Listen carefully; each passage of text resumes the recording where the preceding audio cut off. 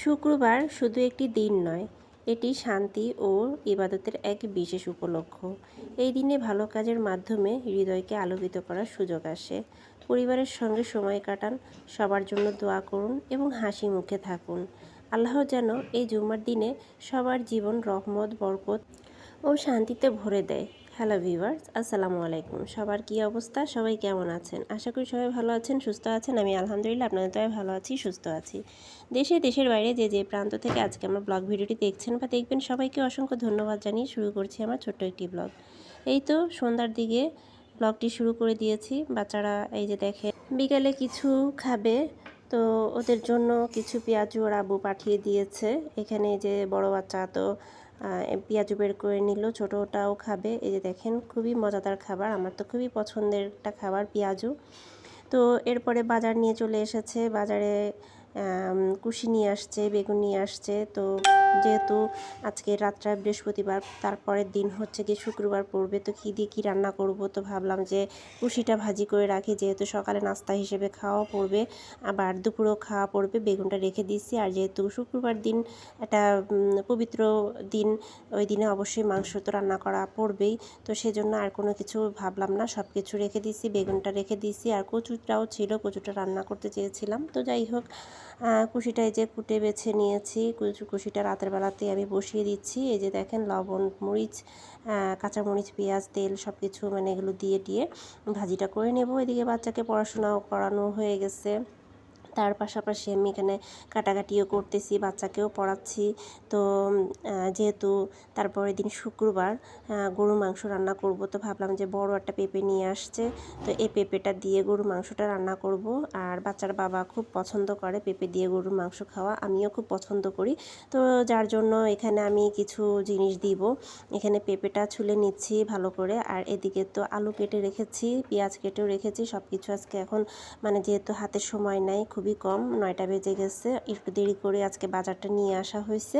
তো যার জন্য হচ্ছে কি আমি তাড়াহুড়ো করে এগুলো মোটামুটি টুকরা না করে এভাবে আস্ত করে রেখে দিয়েছি আর কি, সকালবেলা যা করার করব। তো এই তো এদিকে ভাজিটা বসিয়ে দিয়েছি। এই তো সকালে সবাই ভাজি দিয়ে ভাত টাত খেয়ে উঠলো সবাই। এরপরে রান্নার আয়োজনে চলে আসছি। আজকে যেহেতু শুক্রবার, পেঁপে দিয়ে রান্না করব। এখানে যে পেঁয়াজটা আস্ত রয়ে গিয়েছে, এগুলো কুচি করব। তারপরে যে এখানে কিছু শিমের বিচি নষ্ট হয়ে যাচ্ছে, তো ভাবলাম যে গরুর গোশি যেহেতু রান্না হবে, তো কিছু বিচি দিয়ে দিব। কাঁঠালের বিচি গরুর মাংসতে কিন্তু খুবই ভালো লাগে খেতে, তো কিছুটা ছিল তাই দিয়ে দিয়েছি। ওয়েদারের অবস্থা খুবই খারাপ, এই যে দেখেন কি অবস্থা চারিদিকে। আজকে 2 দিন ধরে একটানা খালি বৃষ্টির পর বৃষ্টি পড়েই যাচ্ছে। মেঘের অবস্থা দেখেন কি অবস্থা, চারিদিকে একেবারে মেঘ হয়ে আছে আর প্রচুর পরিমাণে বৃষ্টি পড়তেছে। তো চারিদিকে পানির জমে টমে এক অবস্থা। ঘরে তো আমাদের এরকম পানি উঠে গেছে। তো এখনকার মানে বছরখানেক ধরে দেখতেছি যে বাসা বাড়ির ভিতরে প্রচুর পরিমাণে পানি ঢুকতেছে। তো এটা হওয়ার কারণ এই যে নালা নর্দমা ড্রেন যেগুলো আছে, প্রচুর পরিমাণে কিন্তু জাম হয়ে যাচ্ছে।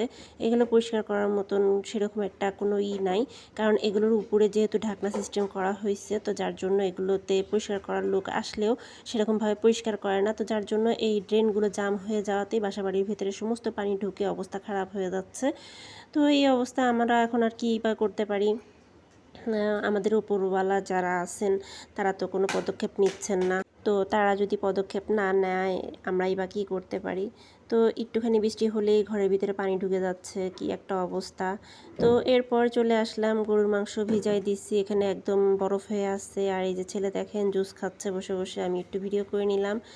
তো এরপরে এই যে এখানে বরফ ছাড়াই গেছে, মাংসটা একটু ভালো করে ধুয়ে নিয়েছি। আর এই যে পেঁপেগুলো ছিল, পেঁপেগুলো আমি বড় বড় করে টুকরা করে নিয়েছি। আর ছোট করে টুকরা করে নিলে কিন্তু একদম গলে যাবে, তো মাংসর সাথে মিলায়ে আমি সেভাবে টুকরা করে নিয়েছি।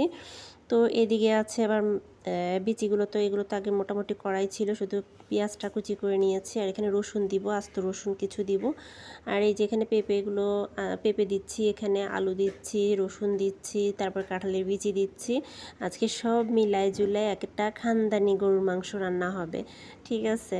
এরকম আমার মতন কে রান্না করেন আমাকে একটু কমেন্টের মাধ্যমে অবশ্যই জানাবেন। তো এই তো তারপরে তারপর তেল দিয়ে দিলাম। তেল দেওয়ার পরে হচ্ছে গরু মাংসটা দিয়ে দিয়েছি, পেঁয়াজটা দিয়ে দিয়েছি। ভিডিওটি দেখতে দেখতে যারা এতদূর পর্যন্ত চলে এসেছেন প্লিজ প্লিজ সবার কাছে একটাই অনুরোধ করব, লাইক দিয়ে ভিডিওটা কন্টিনিউ করবেন আর অবশ্যই একটা কমেন্ট রেখে যাবেন। কমেন্টের মাধ্যমে আমি আপনার বাড়িতে পৌঁছায় যাব ইনশাল্লাহ। তো এই তো আমি পেঁয়াজ বাটা দিয়ে দিয়েছি, তারপর রসুন বাটা দিয়ে দিয়েছি, যতটুকু দরকার অতটুকু আমি আন্দাজ মতন দিয়ে দিয়েছি। এখানে আমি আবার যে হলুদ ভিজায় রেখেছিলাম সেটা দিয়ে দিচ্ছি, যতটুকু আন্দাজ করে, মানে আসলে এরকম ভিজানো বা বাটা মশলাগুলোর আমি আন্দাজ বুঝি না, তবু আন্দাজ করে আমি অল্প অল্প করে সব কিছু দিয়ে দিচ্ছি। আর মরিচ গুঁড়ো বাটাটা দিতে যে আমার খুব হিমশিম খাচ্ছিলাম আমি, যে বাচ্চা যেহেতু তরকারিটা খাবে তো ওদের আবার ঝাল না লাগে, সেজন্য আমি অল্প করে দিয়েছি। তারপরে এখানে যে জিরা বাটা দিয়ে দিয়েছি, তারপরে হচ্ছে গিয়ে আদা বাটা দিয়ে দিলাম, লবণ স্বাদ মতন, লবণটা অবশ্যই একটু কম করে দিতে হবে, যেহেতু মানে বেশি হয়ে গেলে তো কমানোর আর কোনো ওয়ে নাই। তো এরপরে হচ্ছে গিয়ে আমি রসুনটাও দিয়ে দিয়েছি, এখানে গরম মশলাটা দিয়ে দিয়েছি। গরম মশলাটা আমার ঘরে বানানো, খুবই পাওয়ারফুল, মানে ঘ্রাণ প্রচুর। তারপর আমি সব কিছু এখন মাখায় ঝুঁকায় কিছুক্ষণের জন্য রেখে দিব। কিছুক্ষণ রেখে দিলে পরে হবে কি, এটার ভিতরে লবণ ঢুকবে, লবণ ঢুকলে এটাতে খুবই মানে সফট হবে আর কি। তো তার জন্য হচ্ছে কি আমি এটা বেশ আধা ঘন্টার জন্য ভিজায় রাখছিলাম। এরপর প্রেসার কুকারে আমি সব মাংসগুলো ঢেলে দিচ্ছি। প্রেসার কুকারে দিয়ে দিলে পরে মাংসটা খুব তাড়াতাড়ি সিদ্ধ হয়ে যাবে। তো যার জন্য আমি সমস্ত মাংসগুলো এখানে সিদ্ধ বসিয়ে দিব। সুন্দর করে আমি সব কিছু দিয়ে দিয়েছি। তো এই তো এরপর একটু হালকা গরম পানি দিচ্ছি, কারণ পাশে একটু গরম পানি করে রেখেছিলাম। গরম পানি রেখে দিলে পরে মাংসটা খুব তাড়াতাড়ি গলে যায়, তো তার জন্য আমি একটু গরম পানি দিয়েছি। দিয়ে এবার ঢাকনা চাপা দিয়ে চুলাতে বসাই দিচ্ছি। আর আজকে যেহেতু শুক্রবার, ছেলে এবার যাচ্ছে নামাজে চলে যাচ্ছে, তো ওকে বিদায় দিলাম। আর ছোট ছেলে বলছে ভাইয়া তুমি কোথায় যাচ্ছ? তো যাই হোক, যাওয়ার সময় ও বিদায় দিচ্ছে, আমিও বিদায় দিলাম, আমাকে সালাম টালাম দিল। আর এই যে ছোটো ছেলেটাও আসসালামু আলাইকুম দিচ্ছে, এই যে দেখা যাচ্ছে। তো এরপরে আমি চলে আসলাম রান্নাঘরের দিকে, রান্নাঘরের এদিকে। এরপর সব কিছু আমি একদম তেলের মধ্যে বসিয়ে দিয়েছি। এই যে পেঁপেটা, আলুটা আর কাঁঠালের বিচিটা একসাথে সব ভাজতে বসাই দিয়েছি, যেহেতু এত ঝামেলা করতে চাই না। এই যে এদিকে দেখেন প্রেশার কুকারে কিন্তু প্রায় ধরে গেছে। তো আমি তো পুরো ভয় পেয়ে গেছি যে পুড়ে গেছে, না জানি স্বাদের কী অবস্থা হবে কে জানে। তো বাই চান্স আসলে হয়ে গেছে, কিন্তু স্বাদের কোনো হেরফের হয়নি। সব কিছু দিয়েছি, এখানে পেঁপে দিয়ে দিলাম। তো এরপরে একটু ভালো করে আমি কষিয়ে নিচ্ছি।